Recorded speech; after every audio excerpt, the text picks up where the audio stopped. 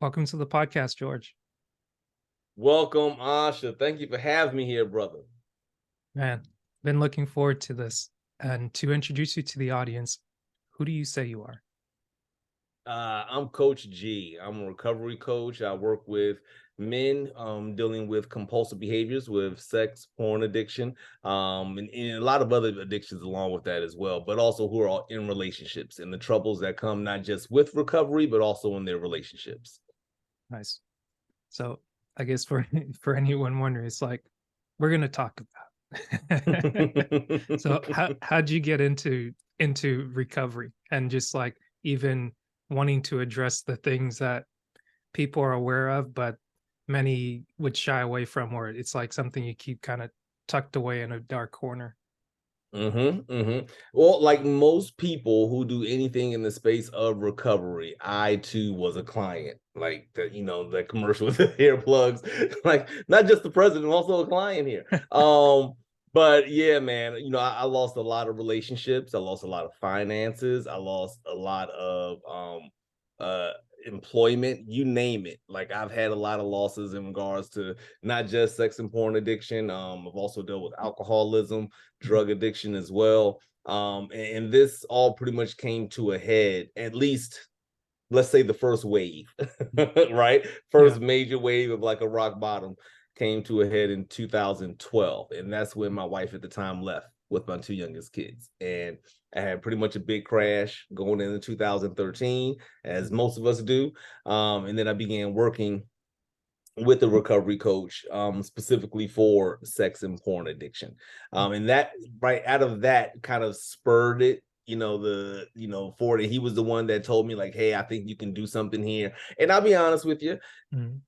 as a black man, this isn't something that we normally talk about in our community. And Right. so in my head, I was like, how am I going to be the guy that's going to speak about this in a Mhm. public space? And because I've always been someone that struggled with labels, I probably have called myself or labeled myself everything but a sex and porn addiction recovery coach for Mhm. the bulk of my coaching experience. And I didn't really go full time with this until 2020, which coincidentally ties into another wave of me having to hit, rock bottom. In that time, it was more tied to alcohol. And I wasn't ready to recognize it, at that point in time that, okay, hey, this issue, and primarily because it was a generational thing for me. I tell all my guys that I'm a third generation addict, and that's a tough pill to swallow sometimes because ultimately if you've seen this in your dad or in your grandparents or in other relatives, it's not something you choose to adopt. Like 90% I'm sure of people who have seen addictions in their family will look at it and say that's not who I want to be, in any capacity. And I thought that's who I wasn't. Like I figured it was other stuff. Okay, I got these issues right here, not what he's dealing with right now. Right. But that was a part of it though, having to deal with alcoholism. And I had a wave in 2020 that hit me, as well as even recently within this past year that helped me to come to terms with the full scope, of recovery. And I'm pretty sure we'll talk a lot about that now, going into this call, but it not just helped me personally, it have my own recovery journey, but it's also helped the people I've been able to work with in understanding that there's just so many different layers Mhm. that we keep unraveling as we Yeah. build more into recovery. A lot of us think that it's a sobriety, which is what I was good at. Like that's Mhm. why I went into this space because it's like, can you get me to stop doing this? Sure, Mhm. I can do for you. But once you stop that, you realize that there are so many other layers that Right. have to get unrolled. And that's where the real work. That's why like it's those layers that don't either get addressed or don't get addressed properly Mhm. are the reasons why people relapse, or never fully go into recovery. Got you. Man, that's a good thing, the process. And before we started recording, we were speaking before about the concept of actually getting the results you want from not chasing after the result per se. And to your point, that's like Mhm. bringing in that it's easy to do the sobriety, but it's harder to deal with the underlining causes of like, okay, what makes me someone that's compelled? Is it shame? Is it fear? Is it the way that I was brought up, the things that I was exposed to, or the things that I was taught? And how do I address that in a healthy manner without being shamed, guilted, need to be right? Like I heard it from Kevin Samuels, which he said this thing of he associated it to women, but I also see it in when I listen to some of his messaging that with his intent to make a men's channel and advocate for men, even talking to women for the guys that were willing to actually listen, it was a reflection of how you see yourself in someone else, like through their tone, through their presentation, through how they present themselves. Because it's like when we show up in the world, it's better to it feels good to be accepted. So it's like you don't want to deal with taboo topics and deal with, okay, this is a problem or this is an issue. It's like, okay, why is it an issue? Like, is it just something you get rid of and like, okay, you label it like the Tiger Woods, like when that whole thing came out with him, it's like, man, like I'm sure a lot of people were willing to throw him away, but in his comeback and doing I don't know what all he had to do, but I'm sure it had to be a lot of work to come back and make a comeback on the PGA Tour and all that. People love to champion someone or people love to see other people win, but sometimes it's difficult to bridge the gap from like winning and being like down in the valley where it's nasty, grimy, and like nobody really wants to see that work process, but it seems like a nice thing to just get the outcome of like, oh, oh, you got it, you good, you're a man of the community, you do your due diligence, like everything's good. Like, hey, this guy's solid. But if it were to come out that, oh, this guy isn't who he says he is and he has all these other issues, now we got a problem. It's like, I don't know if you And you belong in you this know community. the when here's one of the interesting pieces that come out of that, and I Mhm, think this is an area that could create like a real significant growth and transition for mhm, just us in general, you know. But mhm, I'll be very specific in when I speak about Black men and women. mhm, Um,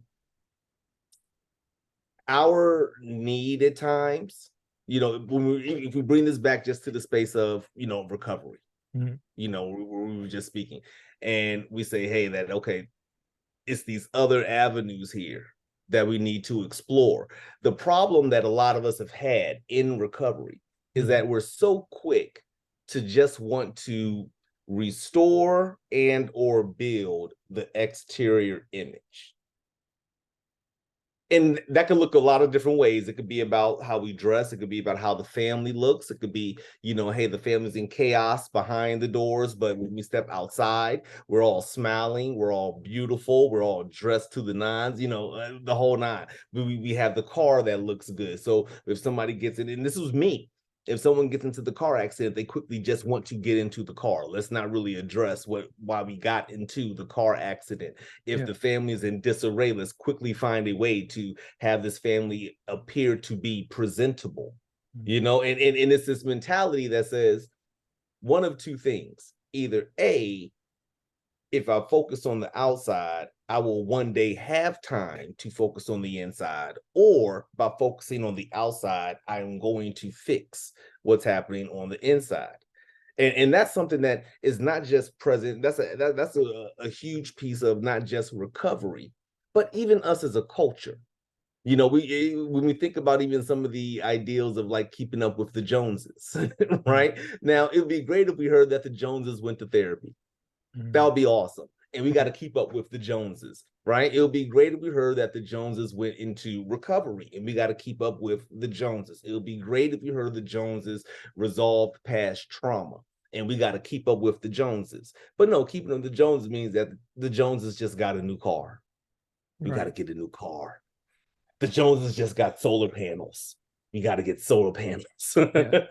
right? The Joneses or whatever. In every space of life is going to look a particular way. The Joneses could have just gotten three different new girls last night at the club. Mhm. I got to figure out a way to keep up with that particular mentality.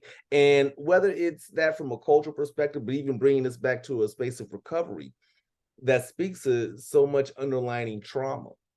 that we are refusing to address and haven't yet brought significant attention to.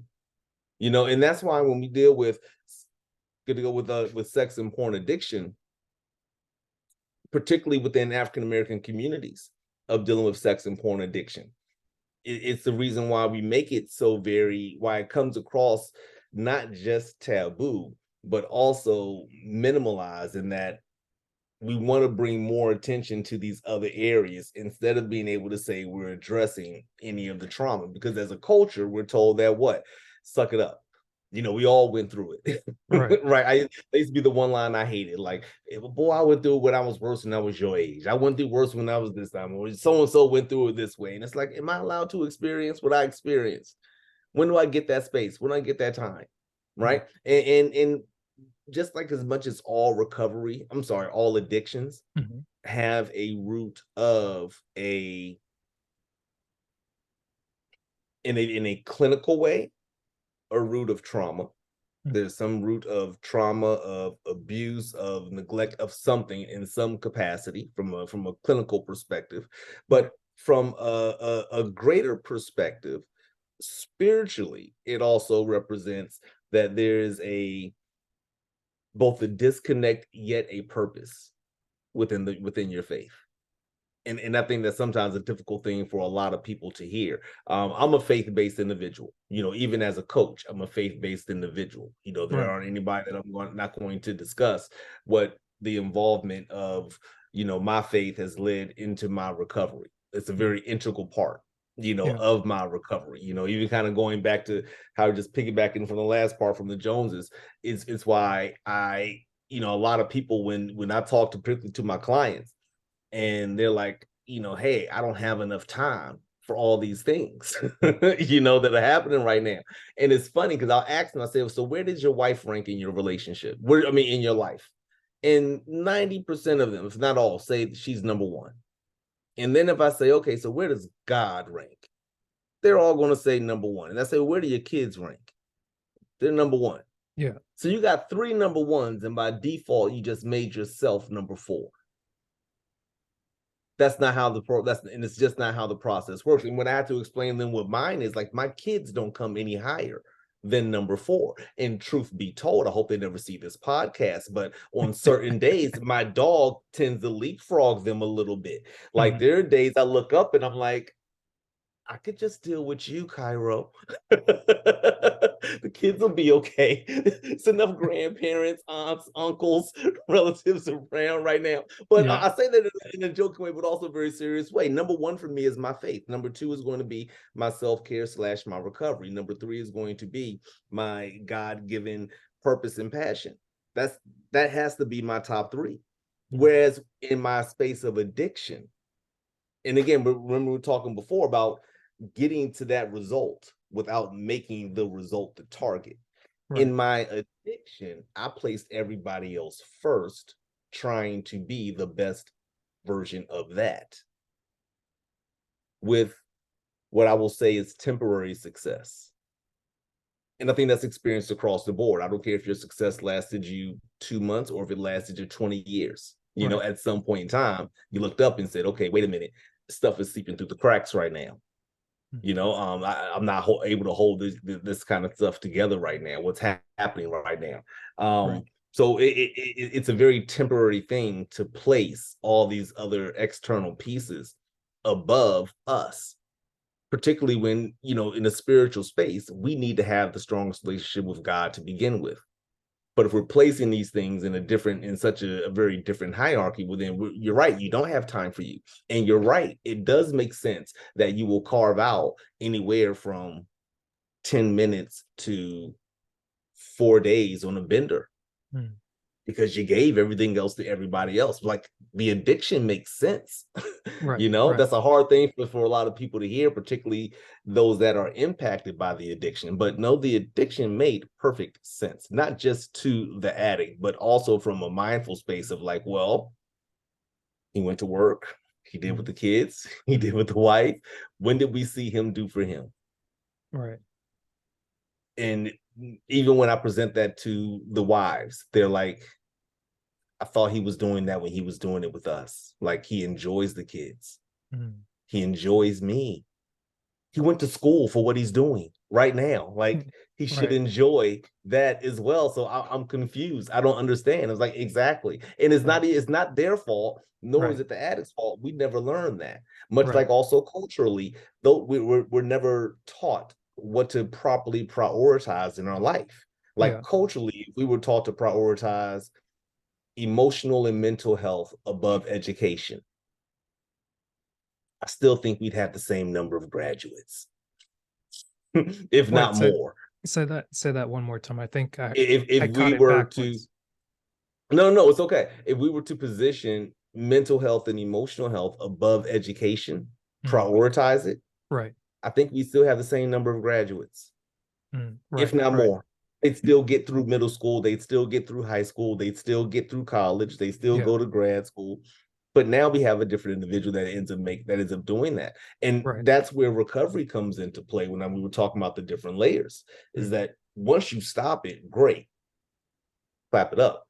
Right. But now we have to deal with all these other layers. And the layer that I struggle with significantly was a layer that we learn a lot about, which is about our character defects. I still struggle with that Mm. because it means I got to be able to tell myself you are this in Mm. a way that's not overly triggering. I got to be able to identify what that is, and so like I said, we can have a whole other call that could really just Right. be about the various layers, that get unpacked with it. But I do hope, if anything that comes out of this call for anybody that is watching this podcast, is that they're in the space of feeling a challenge with their recovery, is that Mm. I hope they understand that, okay, what I'm experiencing is actually pretty normal if I'm not doing A, B, and C. Right. So if I'm struggling right now, then I should be, if I'm not prioritizing myself in this space, right? Right. And aside from stopping it, have I addressed the root of this, which is whether it be the trauma, the event, Mhm. the relationship that could have spurned anybody into that space, Yeah. right? And then hopefully less shame in Yeah. being able to address it. You I know, think um, correct. I think go ahead. one thing that you said earlier, and I've heard it said maybe by three different people, that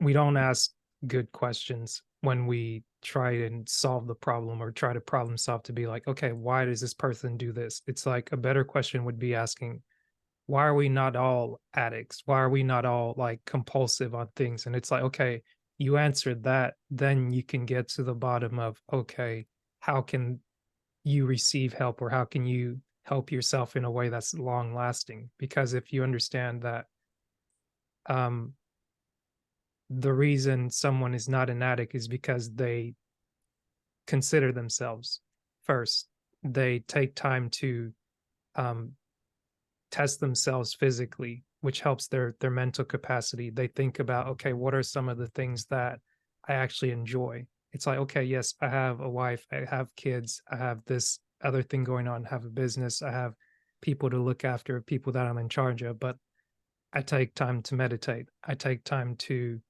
sit and actually consider, what did I enjoy about my day, or what did I enjoy about this week, this year? Not always to meet like a metric, but to just be like, okay, am I checking in with myself, or do I know how to check in? Like you can be like, oh, hey, George, how are you doing? Like I can ask you all these questions, but like the difference for me is come in being able to make time for myself. And something that prompted that from the time I first met you to reaching out was being given the book No More Mr. Nice Guy. And I think before recently, maybe 2021, I'd reached out because it was like, okay, hey, identify people that you can say people that you can share with. And how the author describes the nice guy, it's having this persona of, you want to take care of the outside so much so to where, hey, so long as I appear to be doing the right things, people will like me and they'll help me get my needs met. And it kind of takes the power, or robs you of the power of thinking that, oh, I have a say in getting my needs met. And especially when you go to the talk of addiction and it comes to like sexual addictions like porn and things like that, it's like people have been so shamed into masturbation is bad to where it's like, don't do it. It's like, okay, yes, pornography has bad connotations to it because it creates false expectations. But it's like if you take away pornography, if you take away fantasy or things that like you replay in your mind, like you keep replaying something that's skewing your reality, it's like I think it's one of the exercises in the book when I was like, okay, I remember going through this. Maybe I listened through it and just sped through it, but I had the physical book and I read through it and it was like, okay, you need to actually take time and observe yourself doing this, which again may sound wild, but it's like, okay, I've gone through and done therapy and done coaching sessions where it's like, okay, on a weekly basis, on a monthly basis, we're checking in, being like, okay, how was your week? What are some things that you're working on? We talked about dealing with offense and relating to people and just different little things that have been building blocks. And like this whole time, it's you got work going on, doing the podcast, doing this, doing that. But when I read it the first time, I thought I wanted to throw the book away or just chuck it at somebody from like reading the first chapter. But then reading it 2 years later, I'm like, yes, I identify with those things, but I know that I don't hold on to that for dear life, like, this is my life raft, but I now know that some of the things that were an issue before are no longer an issue, like, being able to just say, like, "Oh, sex," like, for me growing up, that was just like, oh my god, sex, don't say that word, don't say that Uh-huh. word," and it's like 5th grade, they have that whole thing where, um you're supposed to watch the video and then the guys and the girls get separated. You were cool before, but all of a sudden, like hormones start coming up and everybody's changing. After that video, everybody from the bleachers was like completely separated. It's like, don't look over there. We don't know them. Don't talk to them. And it's like, for me, it was just, I didn't have conversations at home. So a lot of things were kind of like, do you try and figure it out or do you just avoid it altogether and just be like, okay, I'm doing the right thing, but I'm slowly harboring thoughts and feelings that I'm not addressing, and then it starts to manifest in different ways where it's like, oh, I didn't know that that was a problem, like me wanting to save people is masking my ability to actually address like building myself up to be able to help someone without compulsion of like, oh, I haven't helped enough people today, so let me just help this person. Oh, this person's homeless, like let me do this. And it's like you could get jacked or some you could put yourself more at harm's way trying to do something under just like, I've got to do this thing to like pay penance rather than, okay, did I get my ducks in a row? I've like the book, the subtle art of not giving enough. It's like you only have so much energy you can give out. And if you learn to conserve that, you know, the more you say no, if it changes, you can that frees you up to actually do something worthwhile and you have the energy to do it. But like if you commit to too many things, crap. It's like, One of the things, man, and you're hitting on so many things like on the head in terms of just the best operating practices for life, mhm, you know, in recovery. One of the aside from my personal experience, mhm, aside from that, the thing that gets me most excited about working in this space, like I don't feel necessarily indebted or like I have to do this or it's I must, it's all like no. I love what I do. Love it. And the right. reason why I love what I do is that the opportunity given in recovery, it's available to everybody, Mhm, but we only bring the attention to those that we see with the problem. So here's what I mean by that. This ties into what you were speaking about, not giving a F and knowing Mr. Nice Guy. mhm, For the person that goes into recovery, let's just say prior to, mhm, okay? And I know this is going to be a little bit of a pill for some people to hear to have to swallow, but prior to, they are working a 9 to 5. They got parents they gotta take care of. They're married, about 2 or 3 kids. There's some transportation involved that he has to manage as well. Mhm. He's a primary breadwinner in the household. Mhm. Let's see, active in the community. You mentioned that a while ago. You know, Yeah. he has a bit of a social status that he has in the community. Who knows? Maybe he has a councilman Yeah. position, you know, in the community right now, right? He's probably visible. This guy's like on IG and Facebook and everything, right? But Yeah. he has an addiction. He's dealing with something. All Right. right. And for the sake of the conversation, we'll make it sex and porn just as a little bit of a tie-in a Mhm. little bit later here. Okay. Right. Right.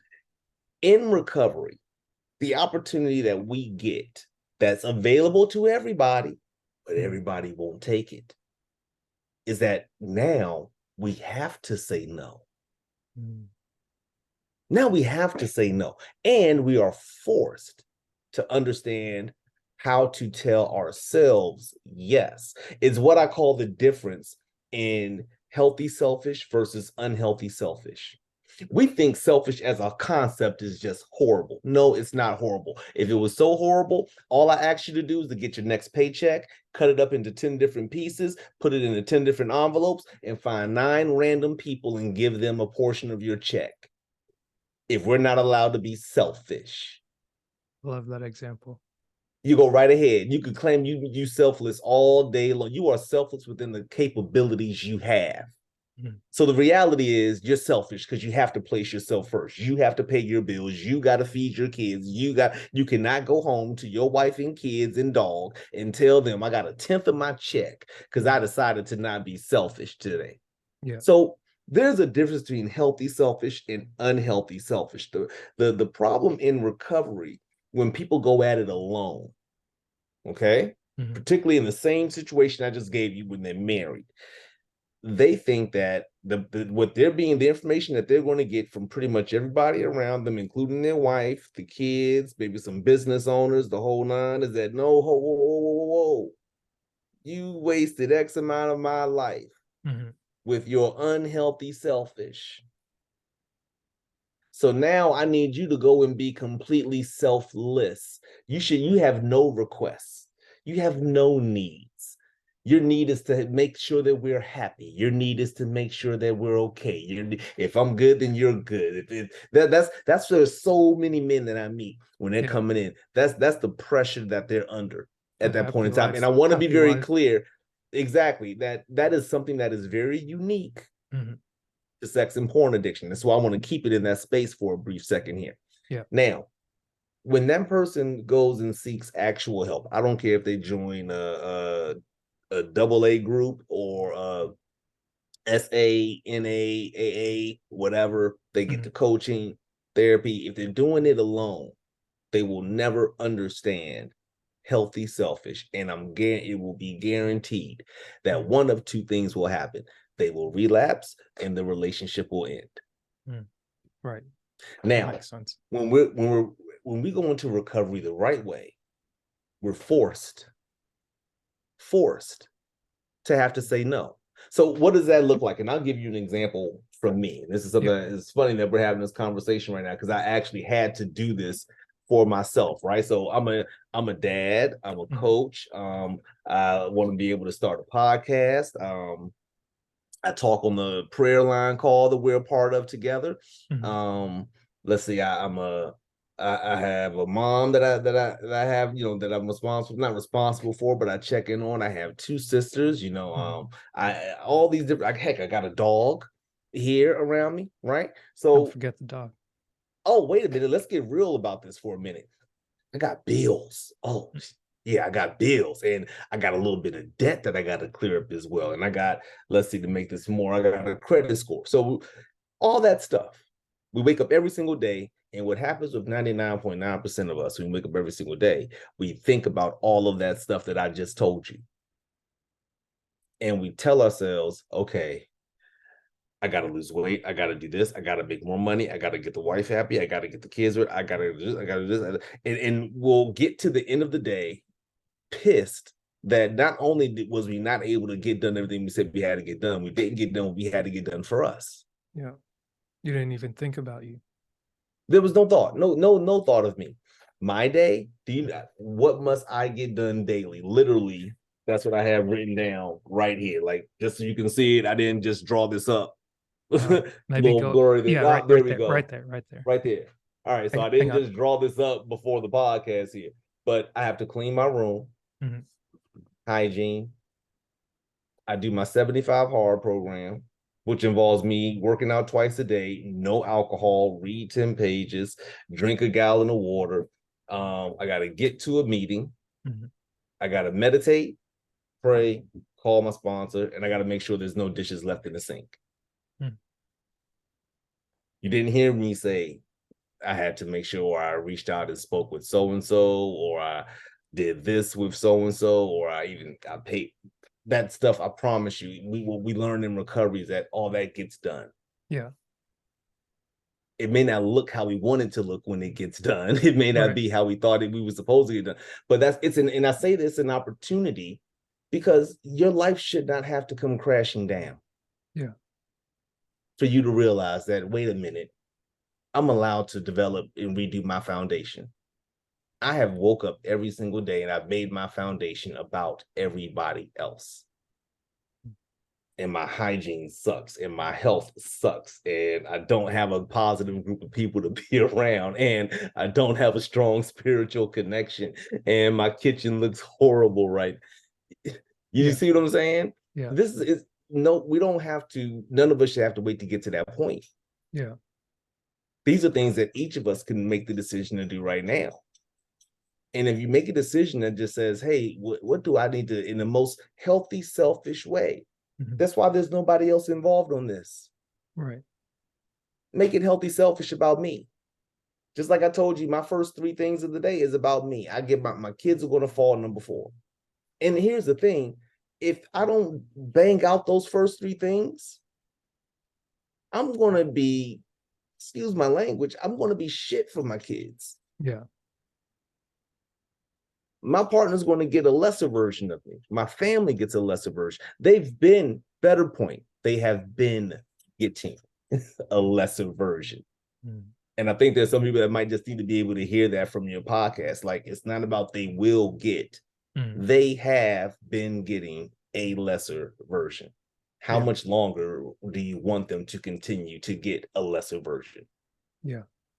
And unfortunately, a lot of us don't recognize that until we get to the spaces that I've had to deal with where you look up and the people are gone that got the lesser version. And now we're alone and we have to rebuild relationships, rebuild life, go through Yeah. recovery again, rebuild our health, all these different things. It works out to be great, Yeah. but it doesn't, you don't have to hit rock bottom like I did. Right.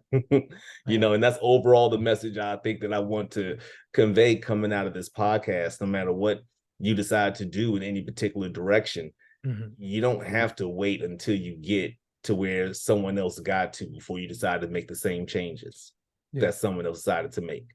So you don't got to wait until your next car accident. You don't got to Mhm. wait until your next internet disclosure or discovery. You don't Yeah. got to wait until the next time you get your lights cut off or your phones cut off because the money went to the wrong place.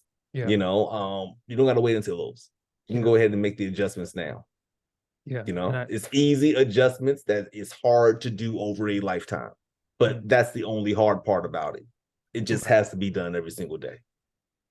Yeah. And I think to your point, it's you. I say you did a great job of explaining what I've seen described as the meaning crisis in a different way. I've heard people like Jordan B. Peterson really try to do a job of explaining and expressing to people why things that have been around forever are the way that they are, and like challenging people of how to think of the world and to really ask questions and to like seek to gain an understanding and not just to like, yeah, this is how things are, this is the status quo, this is what the culture says. It's like we're just like running through the fields whistling Dixie, like running with the Mm-hmm. dandelions, different things like that. But it's like when you know to your core, even if you haven't been taught, when something isn't working, And especially, you can become resentful of those that you seek to help when you don't consider yourself in the picture. Like, case in point, something that my coach communicated to me that was tough to receive, but when I finally received it, it was like, "Oh, you are right." Like, in doing the podcast, by happen chance or by pure irony, it's called It's My Time Podcast, but I focus on highlighting other people. But in highlighting other people, I'm learning about myself.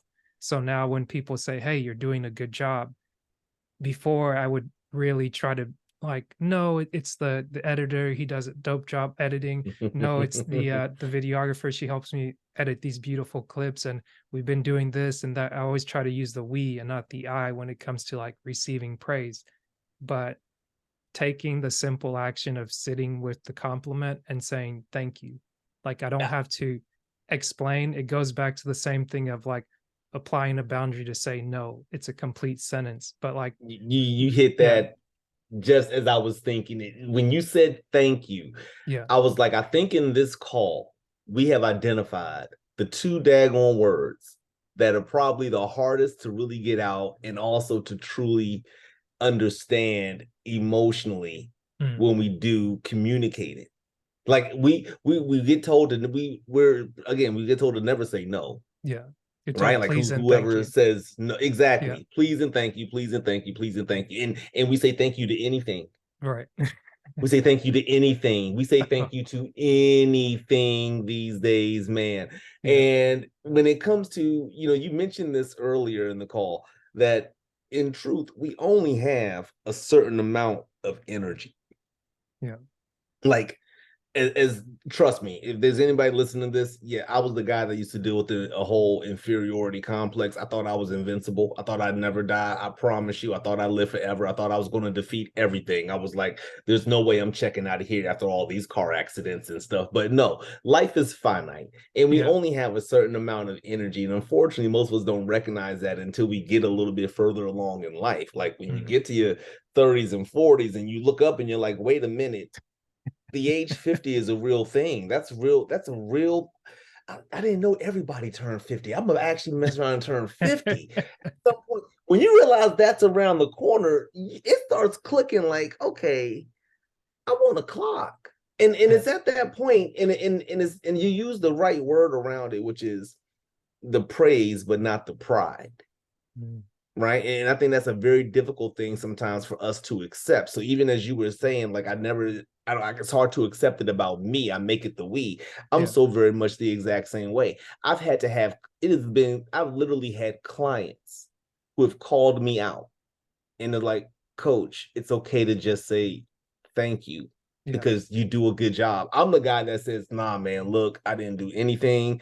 You're the one that put in the work. I said some stuff, but you had to go and do it. You had to yeah, withstand this. You had to stand in front of her. You had to deal with yeah, this. And it took a client actually telling me, and he laughed. He was like, Coach, take the compliment. It's okay. You're actually a good coach. I promise you're good. I wouldn't, coach, I pay you every month. I wouldn't do that if you wasn't a good coach. You don't even yeah, take insurance. And we both laughed at that point. But that the for us to really be able to say no and us say no and realize that it's not this negative thing that we're giving energy that we're giving to somebody, we're protecting our own space and peace. mm, And for us to genuinely be able to accept praise no matter how it comes. I think we have been so accustomed to using that. Now let's shift gears to even a bit culturally. yeah, We've been so accustomed to having as a self-defense mechanism the not seeking of or needing of praise. mm, But there is not one book biologically. I've studied social work. There's nothing, no text that's going to tell you the lack of praise given to a child improves that child's outcome. mhm, Not one time. yeah, And it's interesting to be able to know when did we get to the point where we stop accepting the praise. And for a lot of us, I think it's less about us not wanting to accept the praise. I think it's about us having to have had experiences where we're now having this conflict of external praise meeting the internal shame. Mm. So if you got the internal shame, I'll be honest with you, most of the time I couldn't accept a compliment from my clients was because even though I wasn't out here having wild sex and looking at porn, I Mm. was still getting drunk. Mm. So then telling me, oh man, coach, this is so great. Thank you so much. You know, you did a great job. This is gold you gave me right now. The external praise still meets the internal shame. Mm. So I can't rationalize that.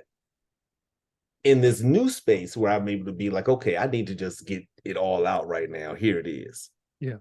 Well, now the external praise is just simply going to be that. And what it does mean now is just more of my internal grace Mm. and my thanks. So now if I get external praise, I'm like, dang, God, you did that one right there.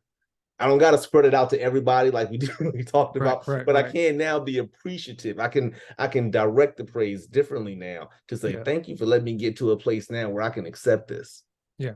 You know, and again, whether it's in recovery or or culturally, Yeah. and these are areas that we are often, I think, conflicted with that we deal with daily. When we say thank you so many freaking times in the course of the day, but we're thinking so many other different things. We won't say no, but we walk away disgruntled and creating a greater energy shift than had we just said no and dealt with it. You know, I had a talk earlier today with somebody. And I was like, I can't even get mad about how we see this quote unquote younger generation right Mm. now because we have to, as a people, there's a word I learned in college is called nigrescence, which basically means that we go from, you know, we're thrusted into a Afrocentric experience. We're trying to Mm. figure out where we are in that. You know, are we full kente cloth or are we going to go all the way over here in the corporate America? So we try to find out where we fit within Yeah. this whole spectrum, right, of being quote unquote black.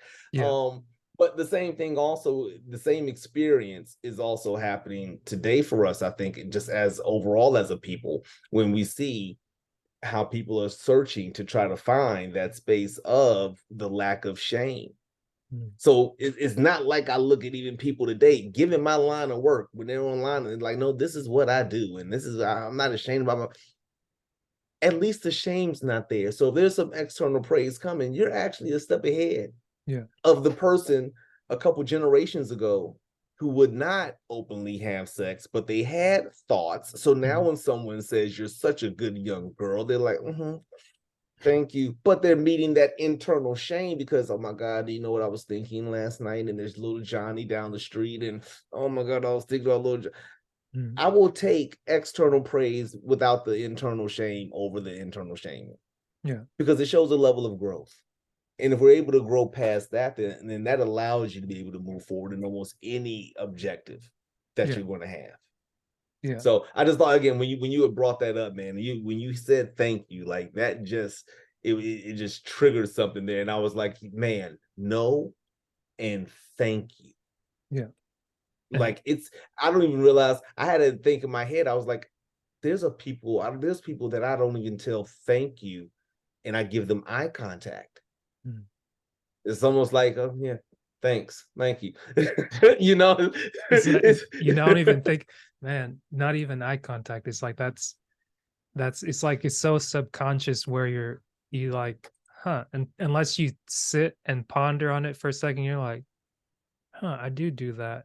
And to mm-hmm, your point, before my coach had made a point of it, I think it was before I'd found this clip by Jason Wilson, who I think does a great job of showing people that there's there's an opportunity to learn the things we haven't learned and to get away from this thing of like the culture. Because I've heard people celebrate the culture so much, and I've heard people push back and say the Black American culture that people want to celebrate so much, it's kind of trash. And it's like people get offended by that to be like, the person didn't say black people in America are trash. They said the culture that's celebrated, whether it's the rap culture, it's the ratchet culture, it's the this is the mm-hmm, image that when people think of a black man or a black woman, they're like, oh, is he a baby daddy? Is that a baby mama? Is he in jail?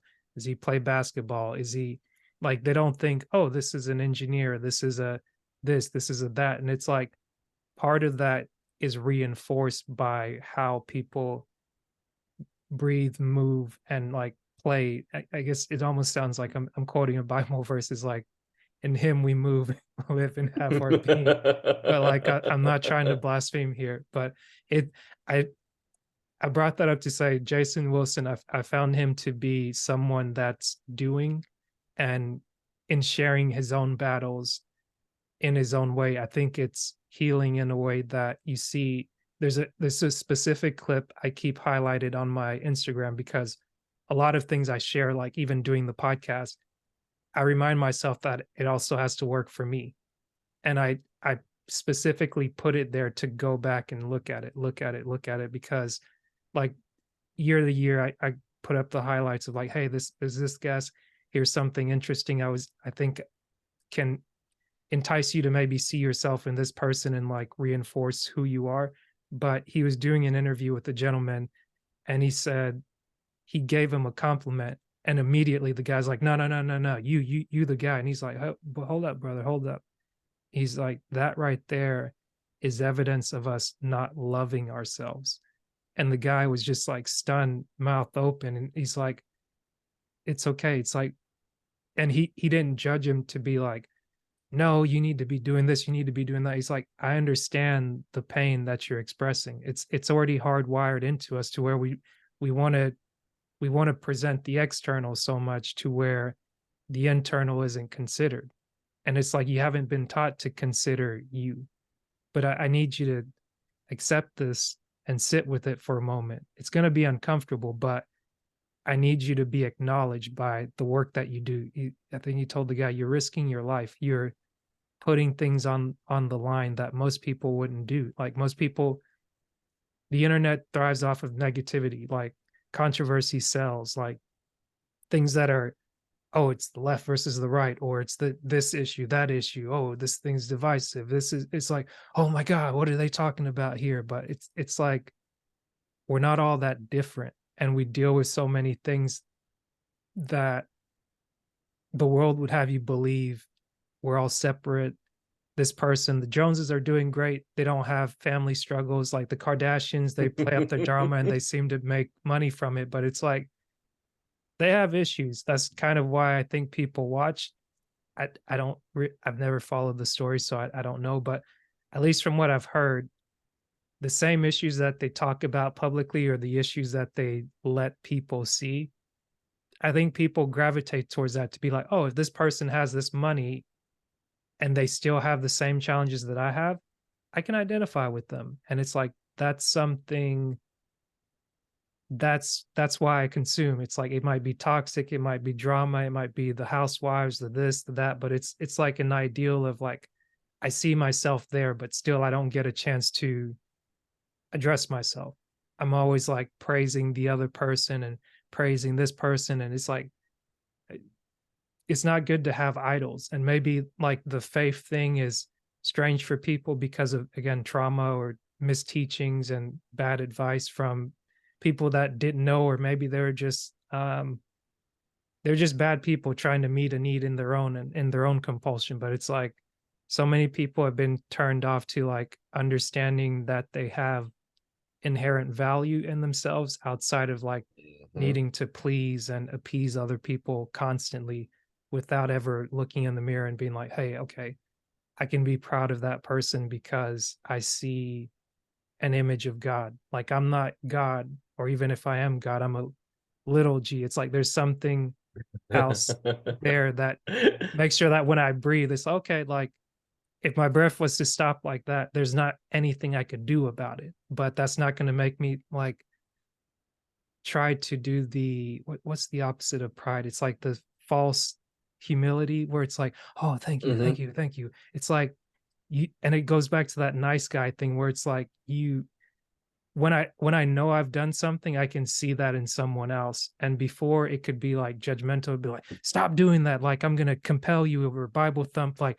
let's call those demons out of you or whatnot. But it's like, no, to have empathy for someone that you see going through what you've gone through is to is to acknowledge that you see them and that they have an opportunity to experience what they're experiencing. They don't need to like rush to this solution, rush to this conclusion, and just be like, "Okay, we got you over that. You're sober now. Yeah, good. Okay, how many people do we have? Okay, they've been sober for how many months? Okay, they haven't watched porn for this. Okay, tick, tick, tick, tick, tick, tick. Here's the production. Here's the boss. Here's the book. Here's the that. Here's the this.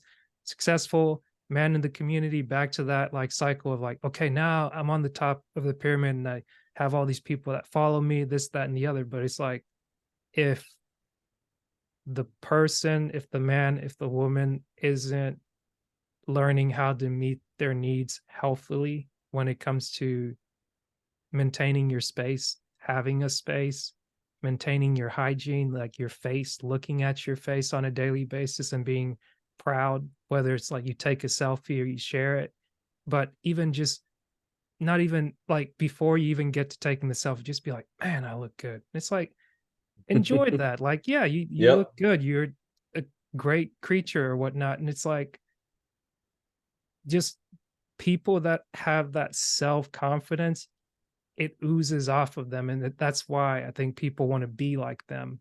And when it's done in the positive way, you see that no matter everything that's going on, bills to pay, this, that, and the other, like broken arm, whatever, it's like it's not that dark. It's just a moment. Like this is gonna heal. That's gonna get paid. I start the day by saying, okay, how do I get my needs met? I get up, I make my bed. Got to work out today. Let me go work out. Sweat, come back, clean up, shower. It's like, okay, looking all right. Need to shave this up, like maybe do something there. But actually putting the focus on that in 2023 and not being down in the dumps 2019, 2018, when I was Mm-hmm. thinking of starting the podcast, 2017. It's like looking at my life and being like, man, was I like somebody gave me the nickname of Charlie Brown and I was like, I'm not like that. But then I hear or I like read things that I wrote and I'm like, the world is a really good place because somehow or another I found favor where if someone else were to approach me in the way that I was, I don't think I would have given them much attention because I was like, I just I want to have everything right again on the outside. Like I don't want to deal with that. I don't want to deal with somebody else's thing because I know I have so many other things under the surface. And Mm-hmm. it's like if I can't Mm-hmm. address my stuff, I don't want to take on your And stuff. you know that you know what you just said, man, is what I call the peephole effect. Mhm, It's not only how we want people to look at us, but it's how we look at other people. mhm, So whether it's the, we've talked about the Joneses here, or this other beautiful couple, I'll never forget it. This moment is etched in my head. It was close to the time when me and my ex were really getting to that point where you kind of know, like, okay, hey, this is about to end. Ex-wife, that is. mhm, And in a last ditch effort, excuse me, I take her out to eat at our mhm, favorite restaurant, right? We're in Virginia at the time, right? And this restaurant has like an actual fireplace in the restaurant. Like it just sets the whole daggone mood. I love the steak there. I know that mhm, she liked whatever meal she got there. We just had a bomb. We have a great time. Anyways, we're there and it's horrible. We hate it. Like we're just not vibing at all. And in walks this other couple, right? mhm, And they sit down, and I promise you, Usher, they did the most disgustingly Lady in the Tramp stuff at their table. Like it's the whole like arms wrapped and champagne drinking, and let's eat our spaghetti together. And I'm looking at them, mhm. and I'm looking at them, and I'm like in my head with this peephole view that I have of them. Right, Mhm. it can be no more literally than like 3 minutes tops. Yeah. I view this couple in my head. I'm like, man, what did she do to get him to act that way? Mhm. Unbeknownst to me, my wife at the time, she saw the same thing and gets home and she says, well, I was thinking, what did he do to get her to act that way? Now, and we're in this space of this comparison of Mhm. this other couple. Instead of being able to say, okay, here's what we have right now. What are we dealing with right now? We're Yeah. comparing this other couple, Mm. but we don't know what that other couple what just happened prior to them walking in. We don't know what's going to happen when they leave the restaurant. Look, we don't know if the restaurant themselves said, we need to have an acting staged couple come in here for a great commercial. Right. We want them to sit right in front of the fireplace, and we're going to have some great champagne. We need them to come in, and their job is be nothing but lovey-dovey the entire night, make it as mushy as possible. We don't know. We don't know. Yeah. We rarely know that about anybody around us. And from a personal space, that brings more awareness to us because, truth be told, we don't know everything about us. And this is where the work gets so much easier and simpler, believe it or not. When we don't know a lot about us, then we can actually say, wait a minute, let me actually focus on knowing more about me. And that helps us to also understand that spiritually, I control so little. Like there's no, bro, look, and you said I get in the mirror and I might have to do something with this. There's nothing I can do with this. Right. There's nothing I can do with this. I cannot control the hair follicles on the top of my head, no more than I can control the pothole in the street, no more than I can control the rainstorm that I just got caught in prior to coming into this podcast, no more than I can control if my dog gets sick some nights and he has an accident inside. There's literally so very little I can control outside of this here. And then when I understand more of me, I'm like, wow, there's a lot of stuff in my own body that I cannot control. I cannot control sickle cell. Can't. I've tried it. Doesn't work. I can support it. The health, I can do healthier things to ensure a longer longevity. Can I control how my cells are going to look coming out of my bone marrow? Not gonna happen. And so that allows me to say, okay, there's going back to this list, well, what's I get done daily? There's so little that I can control. I just need to control the pieces that I can. Right. The small things, and bring some focus to that. And again, it's in the sharing of that, you know, when we do this, the hard part of this with recovery and for the regular person, you know, and I'll use me as an example. It doesn't look how you want it to look. It would be great. I think everybody here would, who's watching this, if they saw some athlete doing this, some rich person who only did this, their response is going to be, oh, that's, of course they can do it because they're rich. Right. Okay, so here's the deal. So I ain't got a dime on me right now. But why do I say that? I'm not broke. Let me not say that. Wrong spirit to cast. Wrong spirit to cast. Don't do that to yourself. Yeah, just none of y'all ask me for money. How about that? Better way to put that. Whoever's watching this, just don't ask me for money. But I ain't broke. I'm not broke. Yeah. But I say that, but because I don't have the car that I want. I'm not in the house that I want. You know what I mean? Like it doesn't make it perfect. Because I can do this. And as a matter of fact, the parts that are going to look the worst is going to be the external. Yeah. Because the majority of this has nothing to do with the external. Like me drinking a gallon of water, you don't really see that on the external. And let's be honest, if we work out, you don't recognize that I work out until it's going to be after a couple of years, and you look up and it's like, oh my God, I didn't know George had a six-pack. All right, now I know George works out. But we all know that if you go into the gym, nobody ever knows you're working out when you start working out. Like it's never going to show. You'll feel it in a day or two. All in here, but everybody outside. It's like if you're 400 pounds obese on Monday and you go to the gym on Monday, come Wednesday, nobody's high-fiving you because they can now see one less fold. It's not going to happen. It's just not how it happens. That's not a crack at anybody who deals with obesity. It's about understanding that we can't bring so much attention to how the external looks when we know what's happening with the internal. Right. And again, that goes back to the opportunity that this recovery thing, it doesn't have to just be for people who need to go through recovery. There's too many people on this planet who maybe don't do a single daggone thing, but they're not living a great life. Yeah. They haven't realized that even according to this podcast, that it's their time. Like, this is your time right now, and you don't have to wait until this next event happens in your life, the next crisis happens in your life, the next Yeah. promotion happens in your life, the next rock bottom moment, the next childbirth, the next graduation. Mm. We create all these fictional benchmarks of where we're going to all of a sudden step into our time to create our best life, Yeah. and it never happens. Right now, there's a group of people who have already been like, dang it, it's already July. Let me get my New Year's resolution list set up right now. Yeah.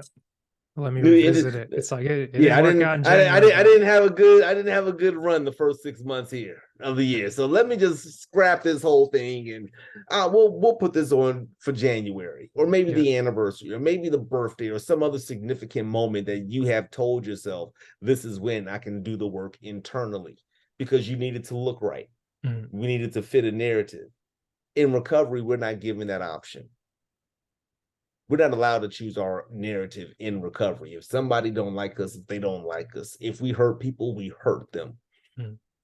You know, if we lied, we lied. If we stole, we stole. What we did is what we did. So there Right. is no changing the narrative on that. We got to do it. So Mm. for other people who are watching this all still applies to you as well. Mhm. Don't worry about waiting for the narrative to get changed to look better, if you will, for you. Take the hits now. Yep. Take the hits now. For you, if meant you living your best life meant that you had to take some significant hits, depending on what they may look like, within reason. Consult good people around you. Yeah. Better to do it now, and recognize that that represents part of it being your time. Your time is not just about the profit season. Right. You Right. know, that's what we all want to show. We all can't Yeah. wait to get to IG and just show the car and the home with the gold letter caption underneath that says entrepreneur, budding coach, podcaster, purchases. Yeah. We get it. Some We get it. yeah. We get it. Sometimes it looks like starting a podcast after 6 years of working as a professional and then just needing to take some personal time and moving back home with your parents and just being like, "Man, like, am I winning or is it just like is it the comparison piece?" And it's like, okay, it all And when started you with think the about it, yeah, that's not a real thing. And again, I right. hate to not I hate. But That's no, not the right no, language. no, but let me say this. It's like um some the previous guest asked me, Chris, he asked me like, how did the podcast start? And I kind of told him like, for me, it's like there's a day I put out the first episode, but there's all the time before it. And it's like it wasn't just months, it's like years and different ideas and things that we're building. And what's funny where the counseling or the therapy has worked for me in finding the right person and having a conversation beyond where it started, where it was okay, I'm going to reach out to someone within Breathe University, where it's like you have all these great people that do entrepreneurship. You have professionals in different lanes and people that just come together around the opportunity of being associated with Eric Thomas, or just no, or it's like ET is the source or like the flame, so to speak, but no, he's not the source. Like ultimately, if you follow him, Eric Thomas or Dr. Eric Thomas, the hip hop preacher, is someone that gives his devotion to God, like going back to that spiritual aspect and is saying, okay, there's something bigger than me. Like the way that I think has had to change, the way that I do business has had to change. And because of that, it's attracted more people. Maybe people came for different reasons and they kind of find what they want to find in different things like that. Like joining Breathe University is what eventually led me to the prayer line. But in going through the process of like, okay, I graduated school, I'm in this job, I'm supposed to be like graduated engineer, like professional, like you're supposed to know this stuff, but then you get on the job and it's like, I don't know what you're going on, but it's you're going to train me how to do your job or how to do the work that you do for 2 years. Like go on this training program, get on this construction site, get on this fab shop, come over here to the office, go on this other project, and like you're it looks like you're a glorified secretary or you're a paper pusher, but now you understand like how to relate to people. Okay. this is how people view engineers. But now, okay, I've got this project here. They have this thing called Toastmasters. Somebody else told me about. Let me go do Mhm. that to become better. Like I don't want to be a caricature of what people think I am. And then in that, it's like, oh, I get to meet all these interesting people. I get to see a new city. I get to do that. And I say all that to kind of build the story of like you don't have to linger in the past of like where I was, I'm not there today. And because I'm not where I was, oh, I'm failing. Oh, I'm not getting this. Oh, I got stressed out. I got burnt out, had anxiety, or there's the depression, or there's this. It's like whatever buzz term, the trauma.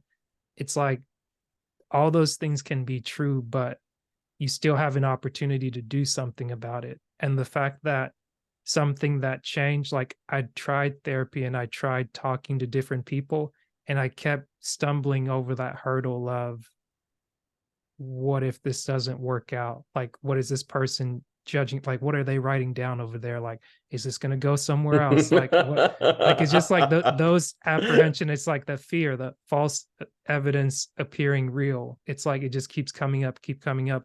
And even presently, where it's like, oh, I want to reach out, but I don't want to bother. I don't, it's, but like the conversation started with, hey, I want to update my resume because I want to make an effort to get back into the job market. I left this to deal with personal matters, but I want to I don't want to just wither away and just die. Just be like, okay, I'm in my parents' basement or I'm in the downstairs room and I'm twiddling my thumbs. I don't know. Like now I've got all the free time in my on my hands.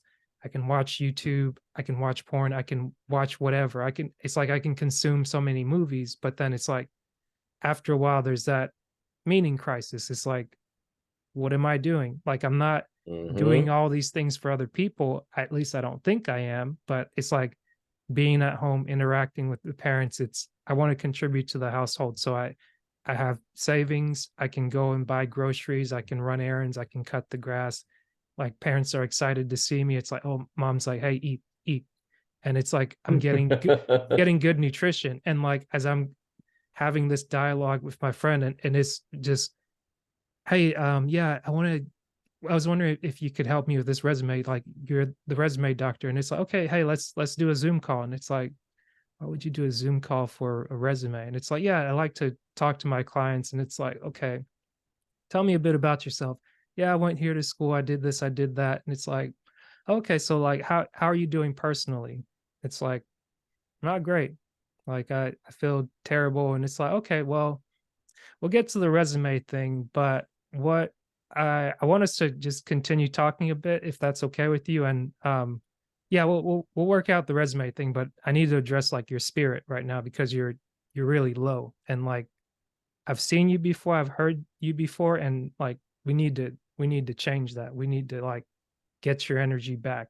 And like from there, that conversation's gone on for over as long as the podcast has been going. It's like 4 years now, I think, and just being able to reflect on that and think positively, it's like when it felt the darkest, it didn't seem like there's anything positive that's gonna come out of this. It's just the doom and gloom, woe is me, this sucks, I can't stand this, like, why do people keep having expectations of me when it's like, I don't know I feel like I can't meet my basic needs and I don't really care to. Like I don't want to clean up. I don't want to Mm. dress well. I'm not a clothing connoisseur or I don't want to hire a stylist or whatnot. I like dressing down because it looks like nothing's going on. That way nobody can maybe press me and be like, "Oh, hey, I see you, Mr. Moneybags." Like it's like, okay, no, if I look basic, kind of like the CEOs do, it's like I can move about um not saying that like people are just like, oh, there's somebody that has money and they just run up and ask him, but it's like if you look unassuming, people don't assume anything of you and they kind of like leave you alone. And it's like, yeah, I like my quiet and things like that. But I said all that to say even when you least expect it, something good can still happen for you. And you don't always have to be in charge of the outcome. Like you play a role in it, but you don't get to decide when it happens. You don't get to decide like, okay, today's a great day, but then it's raining. Now it's a bad day. It's like, no, it can still be good. It can still be great. It can still be different things, but it's like you have an opportunity to experience life. It's a dynamic thing. And it's like, it's not when it's not what you think a good day is, don't just quit, throw your hands up and be like, man, this sucks. Like things are never going my way. Things are never going my way. It's like you're missing the whole point. Hmm. No, man, that perspective. One of the tools we use within the recovery program is called first thought wrong, second thought right. Mm. And again, great tool for anybody to use. Yep. Most of us have horrible first thoughts. Mhm. And most of us are going to understand, we've come to learn that our first thoughts, they're either completely false or never manifest Mm. to the degree. Like we can say the whole woe was me and I have to do this. You've had situations, I've had situations, and we'll say this is going to, how am I going to come out of this or deal with this? But I'm tying that back to where you had spoke about, sometimes being in that space of just darkness, Mm. and it's often when we have to be put into those spaces. This first thought, second thought deal, Mhm. it don't really bother us until it becomes significant. Like an So everyday even though through the thing. course of the day we're having these horrible thoughts about ourselves, but we're just going through life. Hi, thank you. Oh my goodness, Mhm. oh thank you. I feel more. Oh, I love that outfit. Thank you. No, my outfit sucks, and I wore this. I wore this same shirt last week, and I'm too broke to wash, and maybe they smell me. And horrible, horrible, horrible thoughts. Mm. Again, for us in recovery, that we had to get to that one space where we would actually be able to hear him. And that's beyond that first horrible thought. Like the first thought is our flesh.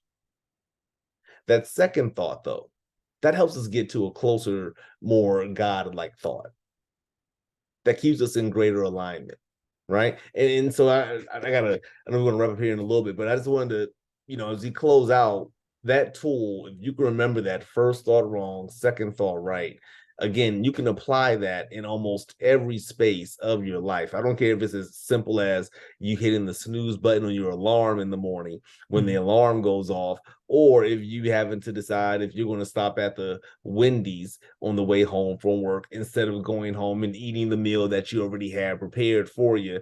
That's either healthier or more fiscally responsible for you to do at that point in time. Or it could be that late night thought you're going to have at about 2 a.m. where it's like, do I do this or do I try to go back to your Mhm. first thoughts are going to happen. Yeah. It's okay to accept that part of you. It's the all of us. We can't grow if we don't recognize that. I got a part of me where my first thoughts is about blowing up 5 different apartment buildings. It's okay. Have the first thought. You Right. gotta, you Don't gotta act trust. on it. Just I've right. had some first thoughts. I've had some doozies of first thoughts. Trust me. There's several neighboring people that are still good in their home because my first thought was never anything I could have done. Thank you for Yeah. that one, God. But when we really get past that, and I say that we joke about that a little bit, but on a more serious basis, bro, I've had first thoughts about my dad for the longest Mm. that kept me in a certain space. It wasn't until I actually allowed myself to have a second better thought Right. where it literally created almost a brand new dynamic in our relationship. I've had first thoughts about women. I've had first thoughts about my own self-esteem. I've had first thoughts about my calling. Mhm. Right? What is it I'm supposed to do? You know what I mean? So these are things that we have all had to deal with. Yeah. And again, it's not that you have to wait until you get into recovery or you're dealing with something traumatic for you to have to rely on these tools. Right. I'm excited for the people that takes a hold of these tools early on. And then Yeah. like it's almost like when I look at my son, me and my dad, I told you, my third generation addict. I'm also a second generation Howard University student, so I'm a graduate. So of course you can imagine that that was a thing for my sons, right? Like I got Mhm. 3 kids. My oldest son, of course, me and my dad talked a lot. Oh yeah, he's got to go to Howard. He's got to go to Howard. Got to. Mhm. The boy didn't go to Howard. The boy ain't went to nobody's business, but he's 23 years old. Mhm. He has no kids. Mhm. There's no struggle with a compulsive behavioral issue or an addiction issue. Um, he's probably a lot more clear in what he wants to do in his life at age 23 than either me or my dad. Mhm. And so for me, I have to look at that to be like, okay, again, first thought, Go you to didn't do Howard. college. Right. You know what I'm saying? Like, Yeah. okay, do something. What do you the first thought involved what? A secondary level of education after high school, Mhm. right? The first thought involved maybe participating more in sports. The boy is 6'4", 240, lives Mhm. inside of a gym. You know, Yeah. when I stop being so upset about those first thoughts not happening, Mm. and I allow myself to get to a second thought, I got to see that wow, this might be the guy that does it. This might be the one in the mornings that actually gets this thing right. And Yeah. that becomes an exciting prospect to be able to look at, even dealing with the recovery process. Mhm. First thought, dealing with sex and porn. Who wants to talk about that? How shameful is that? I can't believe this is my issue right now. If I Mhm. had to be very transparent for a couple of the Black folks that are watching this right now, something only white people dealt with.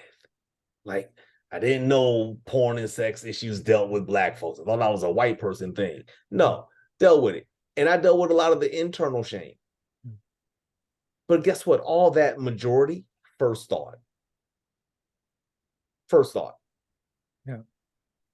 I have not received a single shameful comment from anybody regarding what I do Mm. or history.